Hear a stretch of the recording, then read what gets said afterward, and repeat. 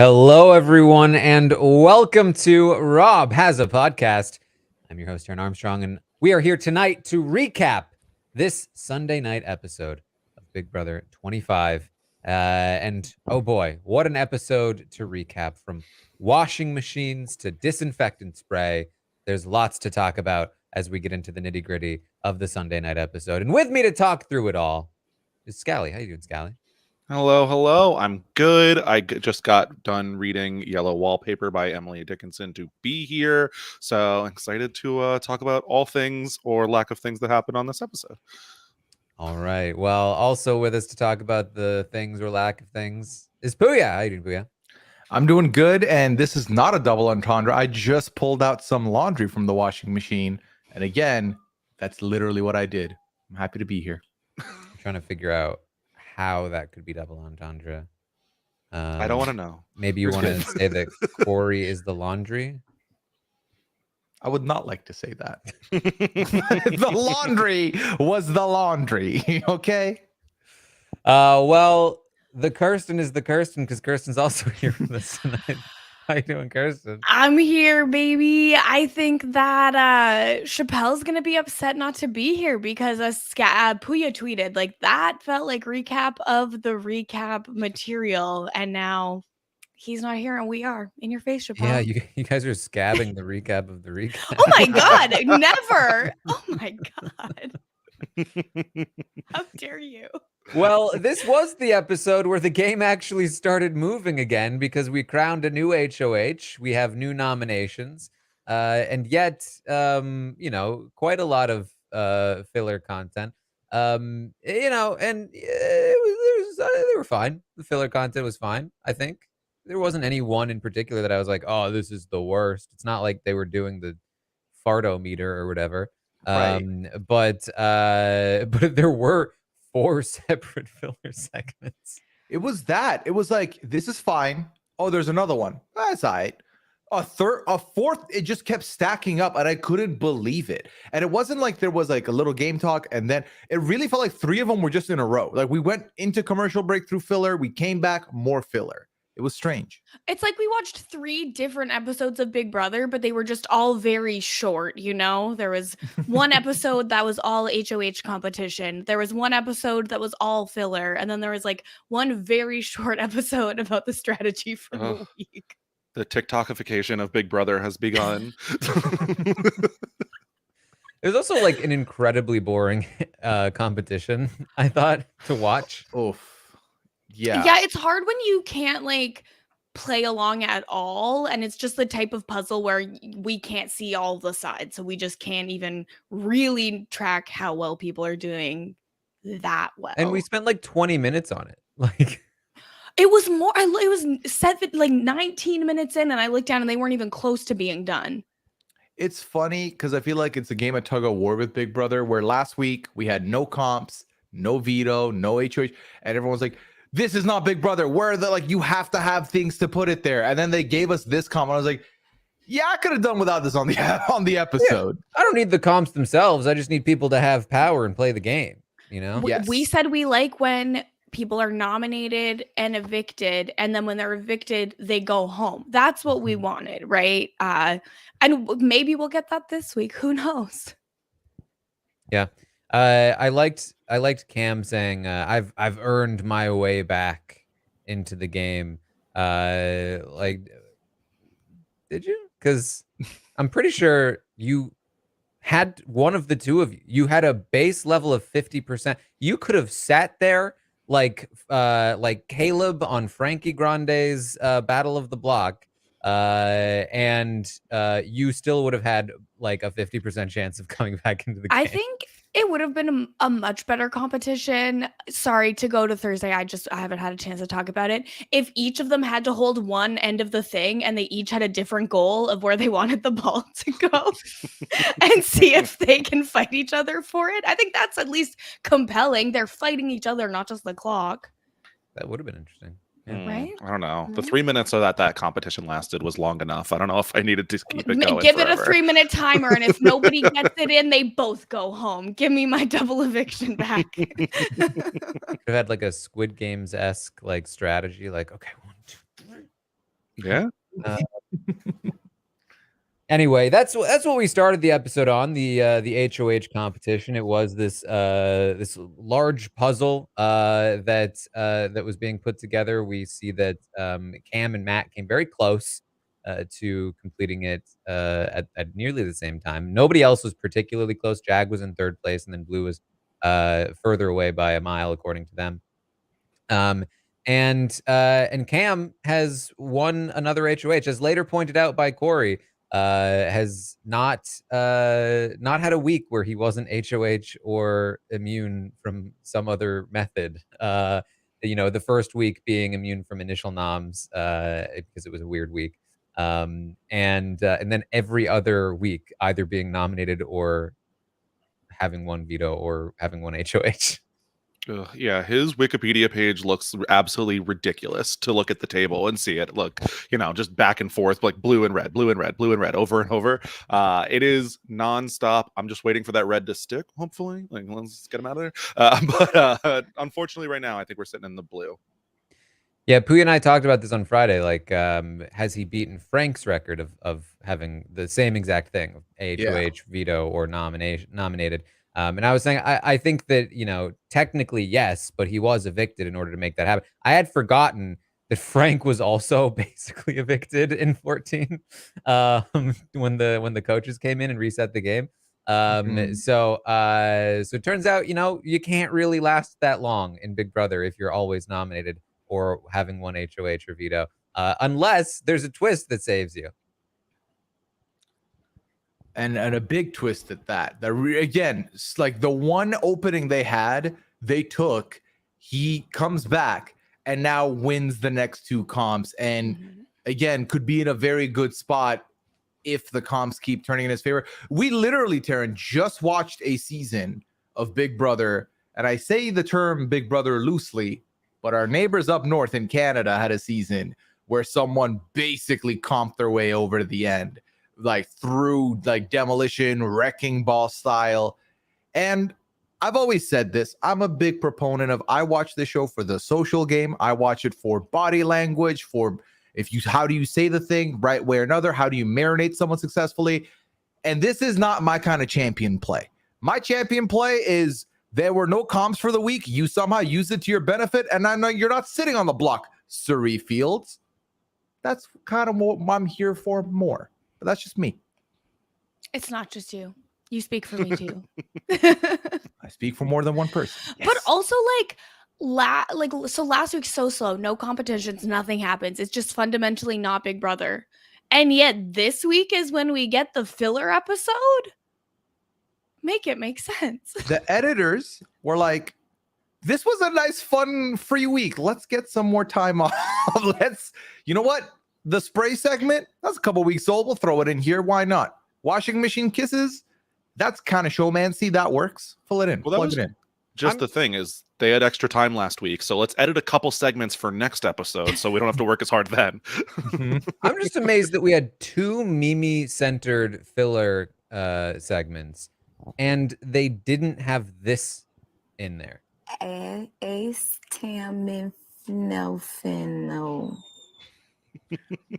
Acetaminophen.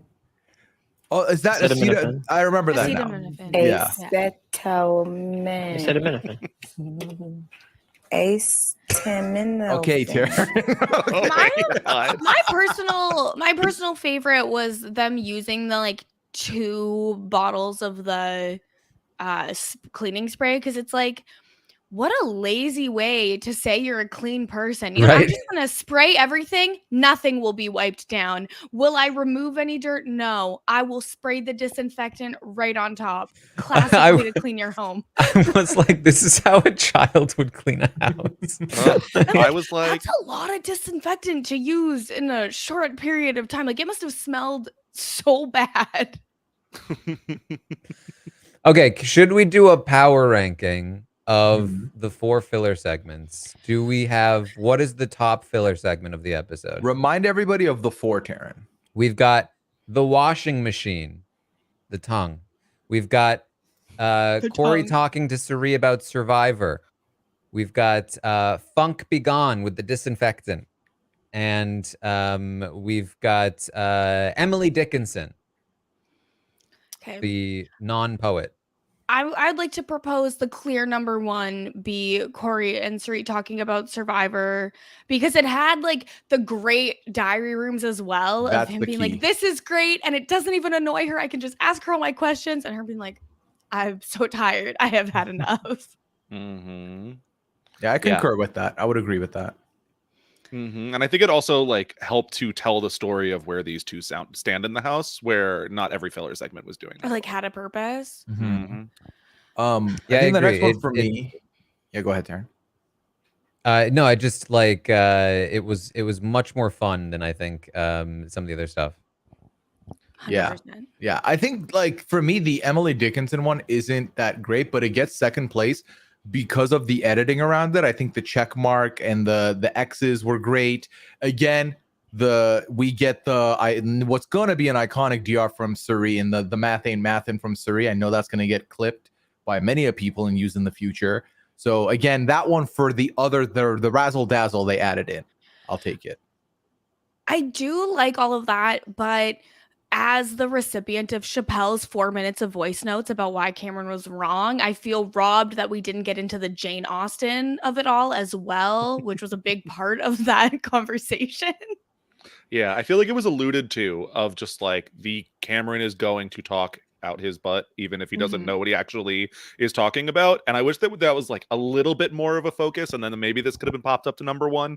But again, it still was telling me something about one of the characters on the show. Okay, but I might argue that the washing machine kisses were number two. And here's why. Because we got so many like moments in the DR of people like trying to do it and trying like that? just, You like trying to seeing do everyone's what? tongues out? like, What were they doing? like stop it. I'm not that. How were they doing? I didn't see it. But I just think maybe it's because of these hot dummy shows that I'm out here watching the kissing technique, hearing the conversation about how to kiss. But I like that America, who's been a little bit mean about Corey's kisses, got a little bit back too. See, you kicked them out with your weird tongue stories, Kirsten. How dare you? No, Taran did let us know that he was lagging a little, so he's doing a little reset. He'll be back. He'll be right back. So, They like, you know, he gets a little bit to now be like, wow, and I can't believe she's apparently teaching me.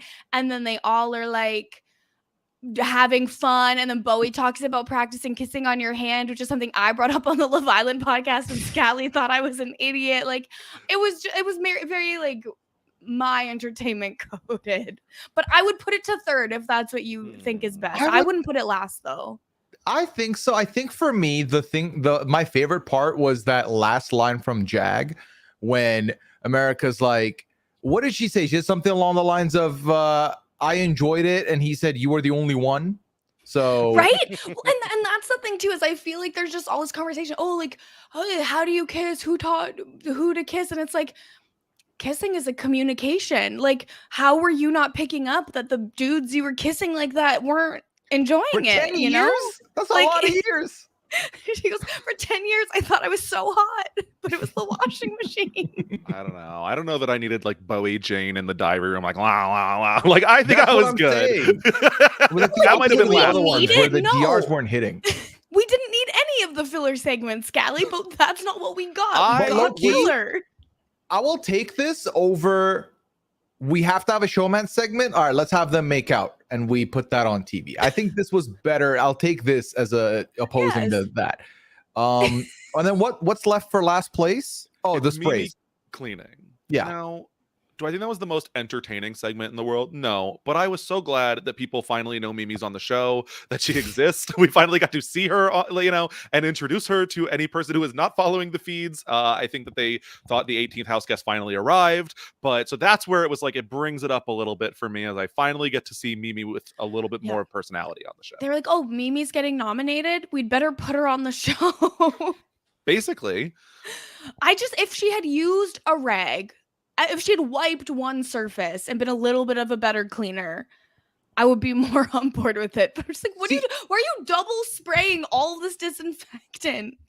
Hey, listen, maybe that's the first coat, and then you do a second coat where you do wipe them all down. Well, you're supposed to spray, and then you have to leave it on for a certain amount of time, or it doesn't See? work, and then you wipe it off. But she didn't wipe anything. We Did know you she want a didn't fifth wipe. filler segment where they came back to show Mimi wiping everything down? It's okay. So you show Mimi spraying everything, then you go to a second filler segment, then you go back to Mimi with a ray.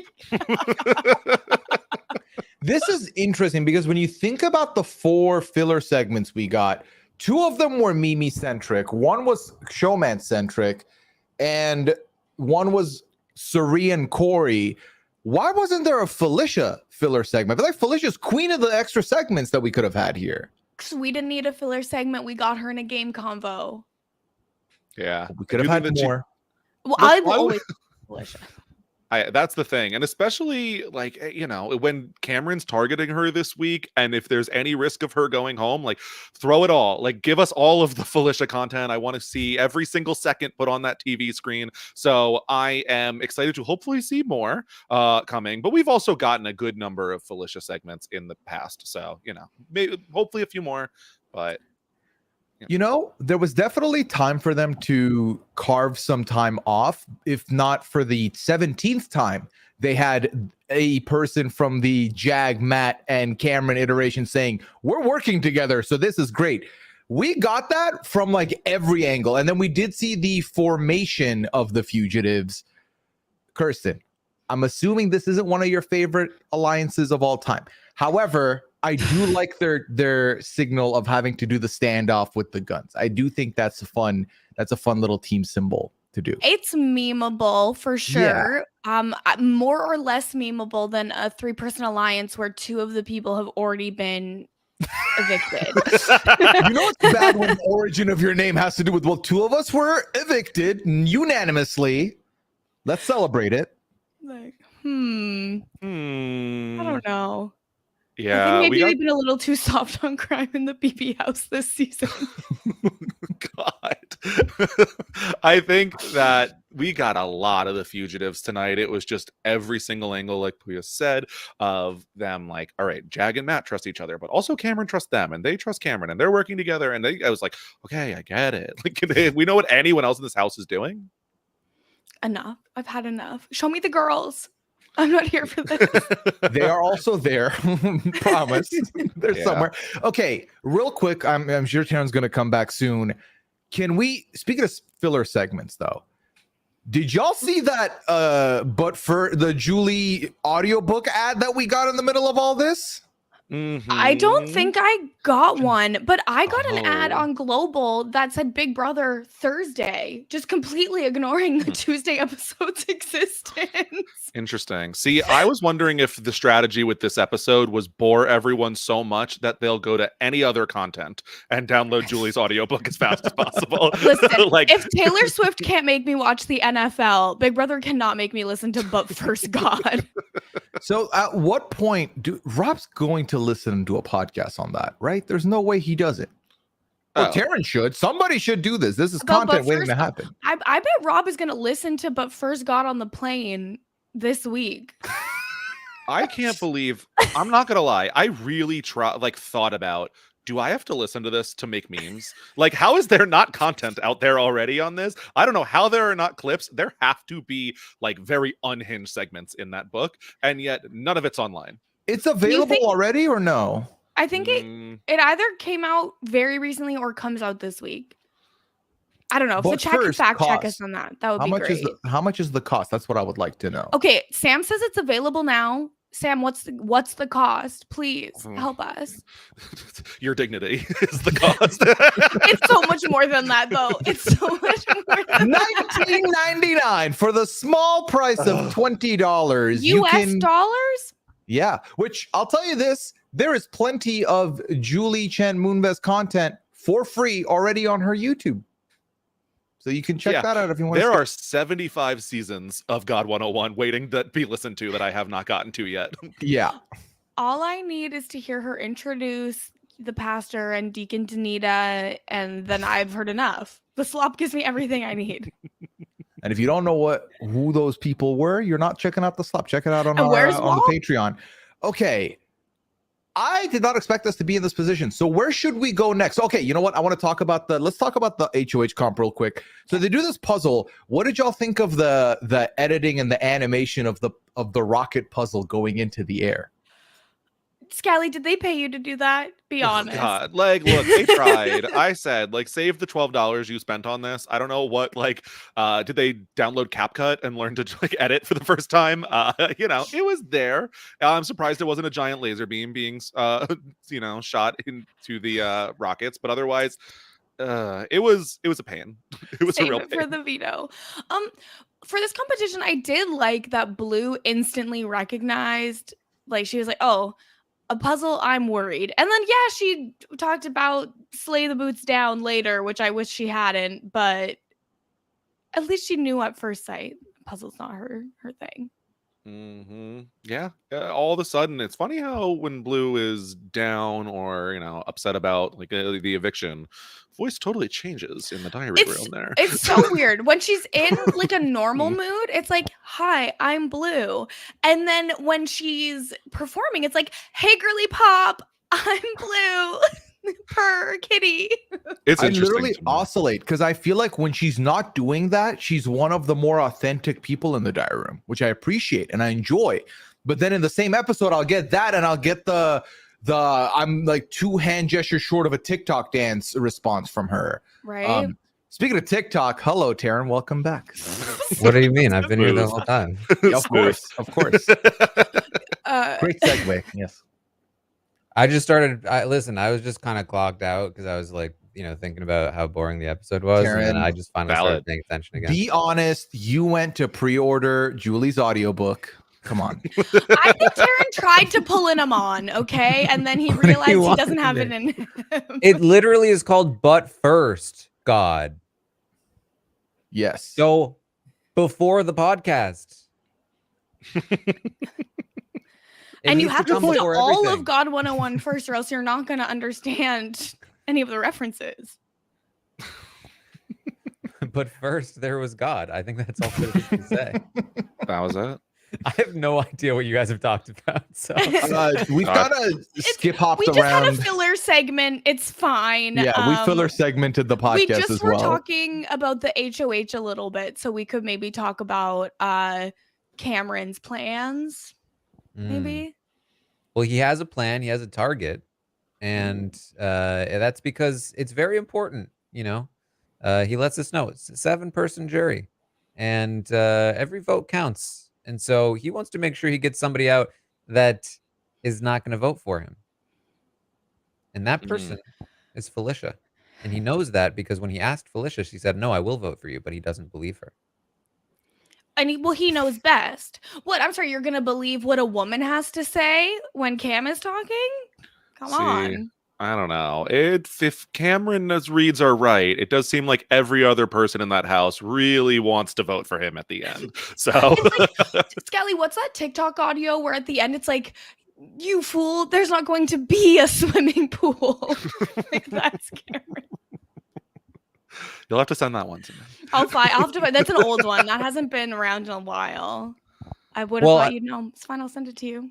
Unfortunately, they did not include in this episode the most interesting and sort of like impactful part of the Felicia and Cameron conversation, which is that she did have a counter pitch to Cam.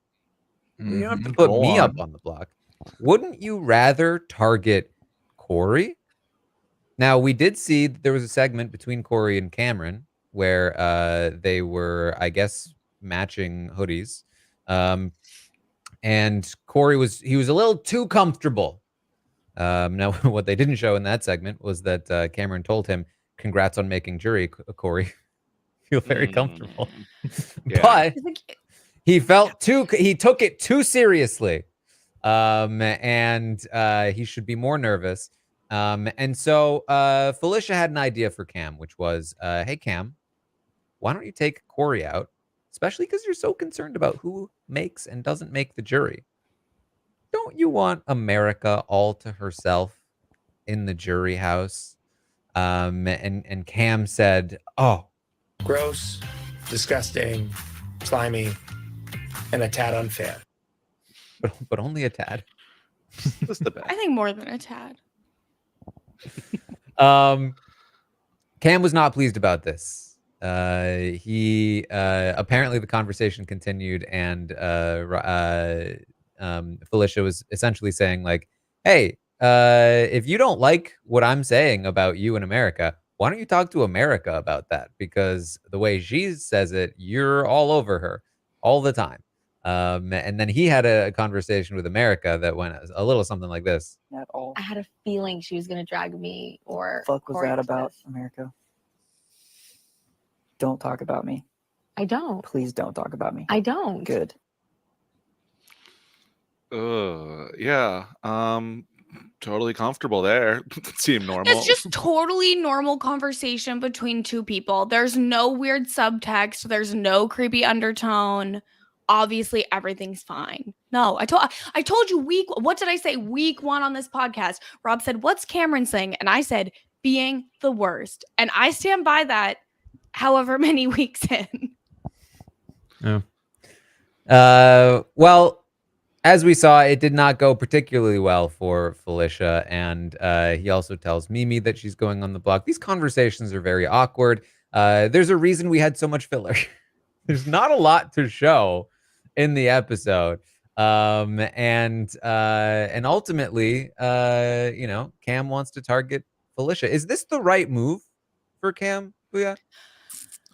Well, see, the thing is, let's boil it down like this. He's obviously, like we did discuss this while you were gone, Taran, that they showed us 800 times the fugitives are a thing. These 3 are working together. So he's got this solid thing going on. He's obviously looking out for Suri looking out for him. So that's good, or at least as far as he can see it. It's one of those things where he's already put Felicia up before. So it's an easy person to put back up. And if he's already felt like that bridge is burnt, you just get rid of Felicia. Now, is it better for him moving forward? I don't necessarily subscribe to that. I think for someone like him who's winning a lot of these comps, just get rid of other people that could win these comps. If you so much feel like you're the comp king, take out the comp opponents that you have in front of you. Yeah, Taran, you mentioned this weekend about how it makes sense for Matt and Jag to wait 1 more week before they turn on Cam. But I think it really behooves Cam at this point to turn on them right away. If he could get Matt out of the house this week, there's only really one major competitor that he needs to worry about. Like, your back is already up against the wall. Play from that point. You have to win the vetoes to get to the end anyways. You might as well take out someone who could beat you at a veto. Yeah, if your strategy is oops all comp wins, then like go ahead and take out anyone that could threaten that strategy. Yeah, I mean, I think that I might be the highest on it then of the panel in terms of targeting Felicia. I think that Felicia is not necessarily the best target for him, but I do think that working with Matt and Jag makes sense for him for now because they don't want to take a shot yet, and he has way more protection if the 3 of them are working together. Even if it is just 1 more week, then he has the ability to take a shot at 8 instead of 10, and now that's a considerably less amount of competitions that he has to really win. Plus, from there, he's much more likely to be able to play in each veto. And for as much as these competitions do heavily favor his build and archetype, usually there's at least one he's not able to win somewhere along the line. And so it's an interesting thought. And I think the most important thing for Cam here is what Corey talks about in the episode, which is this guy's a wild card. He threw everyone for a loop the last time he was the HOH, made everybody not trust him. He got evicted immediately following that week. He needs to just be consistent. Just pick a target, stick with it, make his allies feel comfortable, like he's predictable and reliable, so that he's not both threatening and unpredictable and wild. I almost find it more squirrely for him to now suddenly be consistent. I'm like, what are you hiding? You haven't been like this all season. Like, I feel like that would make me even more nervous. Maybe. And really, I think another main thing is that with a veto competition coming up, he has no business winning this. Like, he has two people on the block who both of them could go, and it would be perfectly fine for Cam. He does not need to, add further, targets onto his already very targeted back. I think that's sort of like the play for Cam this week, from my perspective. I agree. Yeah. Was there anything else from the episode? Let's see. I mean, I just love listening to Felicia talk about Cameron in the diary room. She never misses. She's so funny and also so accurate. Just love her. Just wanted to put that out there on the record one more time. Okay. Perfect, hilarious, iconic, no notes. What did I watch tonight? Because I can't think of anything else that we haven't covered already. No. Well, I mean, a lot of Survivor fans on the pod. Does anyone want to talk about like, do you guys remember tribe names like that? I don't. I feel like my brain's made of Swiss cheese. No, I'm very cool. Like, if you, I don't even know what the tribes are called this season. Like, and I know never one of will them is know. called Bello, and it's not the yellow tribe. Oh wait, It's one of the them Baloo is Reba. tribe. Taryn, that's how you remember. It's the Baloo One of them tribe. is Reba. Blue, Yeah. 'Cause I know Reba, because and of the singer. Lulu. Oh, Who said that? Delulu, yeah. I'll remember it until the season's done. Then I forget. That's really how it is for me. I've already Um, forgotten one of the three that we just said. It depends. Taryn. I mean, please. Corey was even like, Suri, you were on like the blue tribe, right? Just, I don't know. Like he was Yeah. not going real specific. You went from blue to green that season, and then one was called this. Taryn, you're on next season, okay? Just we'll play a scenario. You're on you're on the season. A RHAP listener also on the season. They're gonna pick your brain about the stock wise. So like in 20, did you really give Tyler, like Tyler really got a 10, like his average was this? How are you gonna, like, do you like that? Do you like talking about like your podcast stuff, or would you be like, stop this, please? We can't. 1,000% I'm Suri. And Listen, I'm ready. Like, let's go back to the old catalog of the Taryn show. Like, which one did you reveal that you're a singer, Taryn? Which episode was that? Oh, Which you would interview? get so targeted, Kirsten. Like, she knows the backlog of the. She needs to go. She knows too much. I think I could target it anyways. I'd be like, wow, she's so annoying and loud. it's just like Corey, you're a player now. Like, you're gonna get off of this show, you're gonna go to events, you're gonna have plenty of opportunity to talk to plenty of players about their game, and to the point where you are going to get sick of it. You do not need to indulge in this right now. You could stop now. Well, that's the thing is, Corey listens to the podcast all the time. Rob has talked about his Survivor All-Star experience, and like, I have these 5 captive audience, like big time Survivor players in front of me. Let me talk to them, and how maybe that wasn't like the best thing for him. And so it's just, you would think that maybe Corey would just like slow it down a little bit. Wow. Yeah. That's true. Can I say that Corey's mustache is looking a lot better these days? It really has started to come in, and Wrong. I'm happy for him. Wrong. Have you been going out a lot recently, Kirsten? I mean, is it the best mustache in the world? No, but it's coming in a lot thicker. I'm happy for him. I still think you don't experiment with facial hair on national television, but like, I want to give credit where credit's due. It's much the better. growing pain era for sure. Like, it's. I'm not saying, oh, I've never seen a better mustache. Like, it's not even the best mustache in the house, It'll get there. obviously. But like, it's coming in a lot more. I feel like That's nice. I don't know. I feel like the more it comes in, the less I like it. Yeah, you just don't like mustaches, though. That's Doesn't very you fair. just posted the clip from the draft where you Yeah. drafted someone who doesn't like mustaches. Like, Listen, that's I've just been who you drafting are. via pet peeve since the start. An anti-mustache is a great pet peeve to have. could never be me, but I love that for your journey. Taryn had a personal nightmare when the hipster era was in the early 2010s. You're like, nope, Yeah, none of this. I'm actually mean, I not never that introduced Taryn to my anti-hipster mustache. boyfriend. I feel like hipster mustaches, they can be artistic. It's the like manly mustache that I'm like, eh. So you like it if it has a little bit of like roller a coaster twirl, to it. yeah. Okay, you can know? have those ones. I'll take the others. Yeah, you keep the handlebar mustaches, Karen. I don't want handlebars are not what I'm talking about. Karen doesn't want it to go down. If it I want it goes to up, go it's up. cool. Yeah. I want you to look But- like a supervillain. Isn't that not a handlebar mustache when they The gel it up handlebar like goes that? off the sides, doesn't it? Really? Yeah, Not all the way handlebar down. down. Goatee The without the handlebar is Yeah. when you gel it up. No, I don't think Everybody do a finger mustache. We are all millennials. so. Yeah, I've not had a mustache since I was like 17. It's been beard. So, Mhm. Well, I mean, it's beard and mustache. well, the cruelest thing my parents did to me was they didn't tell me how my face looked with the mustache. Because when I was growing facial hair, the mustache came first. And I have photos that look like horror because I have this like awful mustache that needed to have been gone. So I've just never looked back since I've been scarred. Yeah, I don't really count. Like, if you have a beard, I don't say you have a mustache. No. You got a beard. Because nobody would have the beard without the mustache portion of it. Okay, you but know? wouldn't that be hilarious?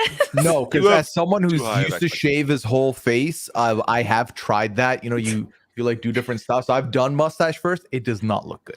Don't Do you it. have a photo of this? No, I should have probably taken the photos to keep just to remember, but no. Next time. Damn. Mm. So mad at past Pooya for this. I know. And I haven't trimmed my shaved my face since 2014 at this point. So no time soon. Damn. Oh. Yeah. All right. Leave us Well, habitual luck, so. I suppose that's about what we have from the episode then. Well, like 30 minutes was from the episode. We've just been talking about ourselves for 7 minutes now at this point. Well, And what about luckily, it? There is some stuff to talk about with the live feeds. Yes. So let's get into some live feeds. The Office of Civil Defense has issued the following message. This is A spoiler. warning. A spoiler. Warning means that an actual Whoa, Spoiler. who's against doing this that? country has been detected, and that protective action should be taken. Not gonna lie, that's the one I meant to play. They're meant both called the same thing. I meant to borrow a taboo buzzer so that I could come in clutch and have it, but I forgot. So there you go. All right. Well, things have gotten a bit more exciting with the live feeds, which hopefully means the episodes will pick up a little bit by Tuesday night, because they will be on Tuesdays now instead of Wednesdays. And things have gotten more interesting because they played in a veto competition where Cameron won again.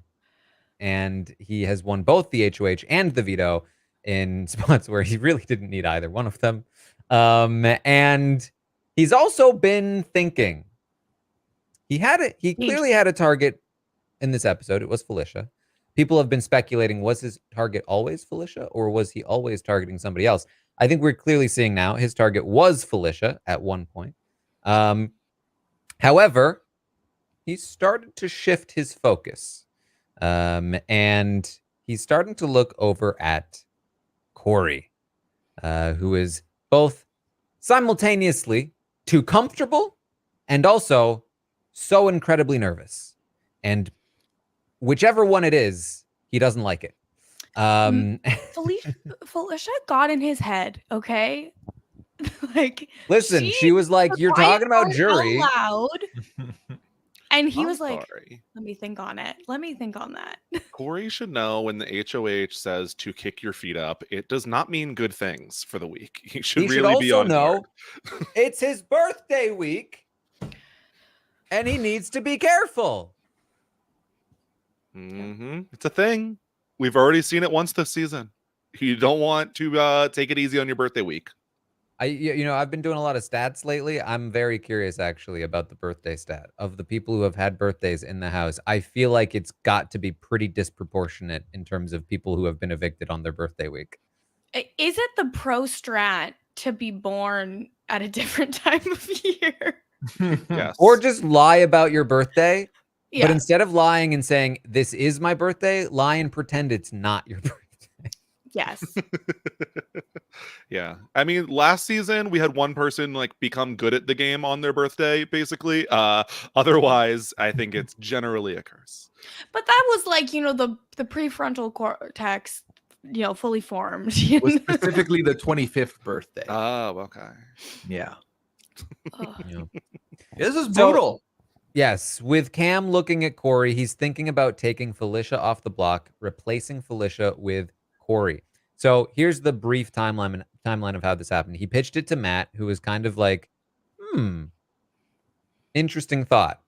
Matt, it's important to note, A, hasn't been enjoying Corey or America lately. B, has also not been enjoying Cam beating him in things lately. So from Matt's perspective, he hears this pitch and he goes, so you want to take out Corey because you don't believe that Blue and Corey are coming after each other. I think you're wrong. I think Blue and Corey are going after each other, which is a problem for me because I want them to be going after you. So if you want to take out Corey to unite the house against you, actually, I love this plan, Cam. And so Matt said, hey, Jag, let's come up and hear this plan. Cam pitched it to Jag, who was like, no, I hate this. This is terrible for all of us. I have a plan, which is to pit Corey against Blue, and then it benefits all three of us. And then they were like, okay, well, let's talk it through. And so they went to bed. They woke up this morning, and Cam started thinking. And he was like, maybe it doesn't make a lot of sense for me. Maybe if I take out Corey, the whole house unites against me. That might be an issue. And he goes to Matt, and he says, Matt, I'm kind of feeling like maybe we shouldn't do it. And Matt's like, what do you mean? I had such a great idea. You definitely aren't going to be evicted next week if you do this. I'm definitely not going to evict you next week if you do this. Everyone's going to love it. Blue's going to be so grateful that she just ignores the fact that you're a huge threat and will not want to take you out of the game. And Cam was like, Matt, you're right. I should do this. And so Matt brought it back to Jag, who was like, no, this is such a bad idea. And then they both went to Cam, and Cam was like, Jag, I know you're working with Corey, but it has to happen. And so it's starting to look like it's probably going to happen. At the very least, that Cam is just going to straight up put Corey up on the block. Now, are the votes there? That's a big question. Corey would need America, Jag, Bowie, and Matt in order to survive. In order to get Bowie, he needs both Jag and Matt. In order to get Jag and Matt, he needs to get Matt. And Matt doesn't really want to keep Corey around. So if Corey goes up on the block, it's pretty likely that he'll go home, especially considering the fact that if Jag and Matt wanted to keep Corey, they would basically have to declare war openly on Cam, while Cam still has a chance to win a veto next week and survive. Plus, Cam now has potential allies who they flipped against, like Suri and Felicia and other people and Blue even, who wanted Corey gone, but Jag and Matt wouldn't go along with. So Corey going up on the block feels like a death sentence, and it feels like the clock is ticking in terms of the potential for it to not happen. And it's looking like this might be the end for Corey. Yeah, and the thing is with getting Matt is really good at mirroring and telling people what they want. So if all of the sudden Corey is campaigning to Matt and Matt's like, yeah, of course I got you, there's not a lot of room to like authentically make ground up with Matt at that point, because he's not telling you like how he really feels, and you don't really get a lot back from him. So I think that it is going to be pretty tough to figure out actually what to say to flip him. Yeah, this is interesting because while I personally feel like Corey is a little too loose with pouring information to people, and by that I mean I feel like, you will share a vague idea with some people you consider close, but you'll share your like final 3 plans all the way to final 3 with like one person. Whereas I feel like he does this with quite a few people. Like he'll pepper it here, and that can seem very arrogant or seem like you're thinking way too far ahead. You're getting too big for your boots, whatever. That being said, we've also been talking a lot about this double eviction that didn't happen.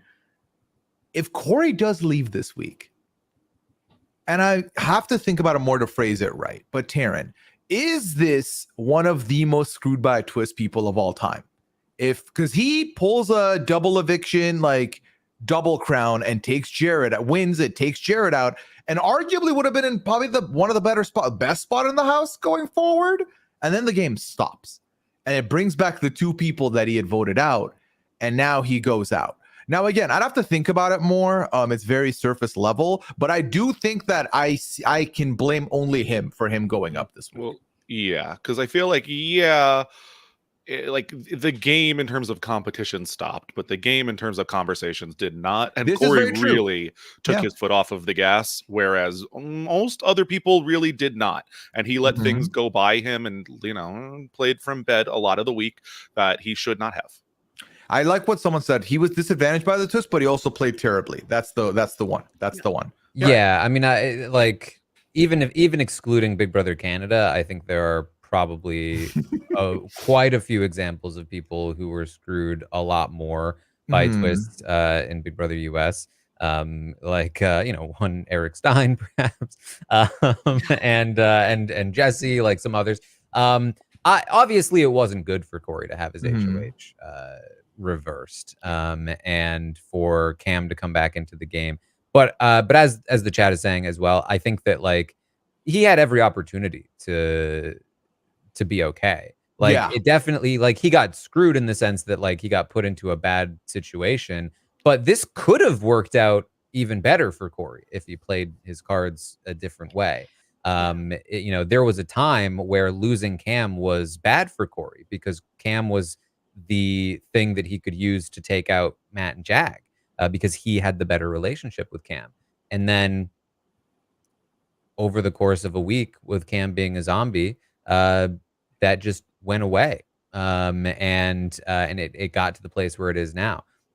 So yeah, I mean, I think that you can definitely say that the twist was not good for Corey. You could maybe even say he got screwed by the twist, but ultimately, I think, the Stockwatch ratings also tell the story that, like, Corey's kind of been screwing himself. Yeah, Corey screwed Corey for a while. I would love to see Corey play this game in like 4 years, just to have a little bit more time, a little bit more world experience. And I think that he could be really deadly when he has, the time to kind of learn more of when to say things and when to not. And I think that would be a little bit better. Yeah. I mean, it's hard because the culture of the house has been so like spill all the information you have to everyone. And so Corey has adapted to that. The problem is not really accounted for everyone spilling that he's spilling constantly. And that's been what's getting around and what's been screwing him. I was about to say when you said 4 years from now, I said, oh, maybe 3, and then he'll turn 25 in the house, only to realize, in no other season would he have had his birthday in the house. In no other season would his birthday have been this year. Yeah. So that plays into it as well, I suppose. But it is heartbreaking, and I will say this: it's heartbreaking because I know he's a huge fan, and for him to miss out on jury potentially, heart goes out to him. Especially because in any other season in the modern era, he would have been at the jury at this point. Yeah. That being said, I think when we look back at this last couple weeks in the future, you can definitely pinpoint where he went wrong and he dropped the ball. But what breaks my heart most of all is even with the smaller jury, if the people they had voted out had simply gone home, he still would have made the smaller jury, right? Yeah. Like, that sucks. There was like 10 times that people were like going home, and yet he still did not make the jury somehow. Yeah. So I mean, to be fair, rough. he's probably played more days than most people who have made the jury. That's so bad, but yes. Yeah. And so the thing is, for Corey, I was nervous when he like went ahead and made that big move on Izzy, but it was like, this could like go ahead and blow up in his face. Well, like, he has played a game actively. He might like regret certain things, but he didn't just go out like as a number late game. Like, he'll survive. It'll be okay. Yeah. So that's where things seem to be standing at this moment. It's I think the feeds are down right now for the movie showing. There was a movie tie-in for It's the The Exorcist, veto right? competition. Yes. And so, if anything, that's worse for Corey because like I said, I think it's a race against the clock right now in terms of preventing Cam from making the play.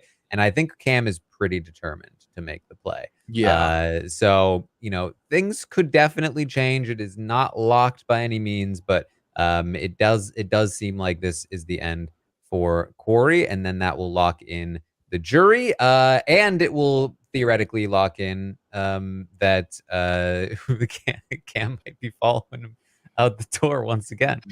I put Yeah. prayer circle for I that to would've- happen. I would have liked to exorcise a couple demons from that house a couple weeks earlier, but ultimately we're getting the movie now, and I do think that it's tough for Corey's game, but we'll see. It's not over.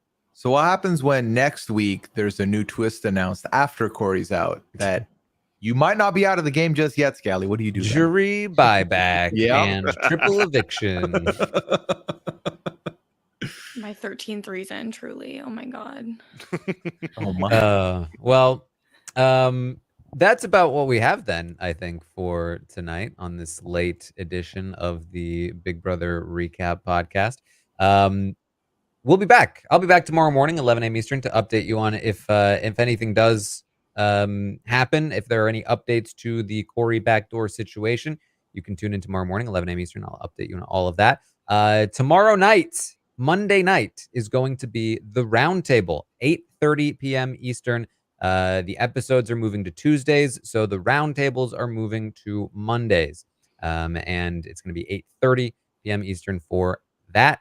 And then Tuesday, I'll be live on Twitch, twitch.tv/Taran Armstrong, watching the episode live with all of you, and then we'll be here to recap it all on Tuesday night, and we'll continue to move forward from there. You can also find me over on Twitter and Instagram. I'm posting climbing stuff there. I'm on a journey, a quest to complete a set of climbs. Yeah, that's basically what I got. Scally, what do you got going on? I am on Twitter at Brian_Scally. I'm on Twitch at twitch.tv/bscally playing some Pokemon. I am talking about the challenge regularly over on the Dom and Colin podcast, which has been a ton of fun. I'm guesting on the 90 Day Fiancé podcast with Pooya this week, as well as has guested on talking about the Devil's Plan on Nothing But Netflix with Rob and Chappelle, the first 2 episodes, so people should check that out. And then tomorrow I'm going to be talking with Pooya about the Traders Canada, about some reality TV alumni and all of that, so people should get excited. All right, Pooya, what do you got going on? Well, twitch.tv/Pooya is where you can find me when I'm not podcasting, and at Pooyism for Twitter. Like Scally said, we're kicking off Traders Canada, premiering tomorrow night. We're going to be live right here after the episodes in an attempt to piece everything together, see who becomes the traders at the gate. Like Scally said, also, there's some alumni from Big Brother Canada. We've got a survivor in there. We've got some other Canadians ready to take this competition, and I'm very excited for it. So it's going to be a good time. 90 Days still going strong. Masked Singer somehow still going strong. Just came back this week. Leon and I talked about that as well. And yeah, I'm going to be in New York this week, so I'm very excited. Should be a fun time. All right, and Kirsten. Yes, so Mess Magnets every week with Sasha Joseph, talking about pop culture, celeb gossip, trending topics. And if people want to subscribe to the Hot Dummies on Islands podcast feed, there is going to be F-Boy Island content there very soon with myself and Jenny Autumn. And you can follow me everywhere at Kirsten Said What, including twitch.tv/Kirsten Said What. All right, well, that's what we have for you tonight then. Thank you all so much for joining us here, and we will see all of you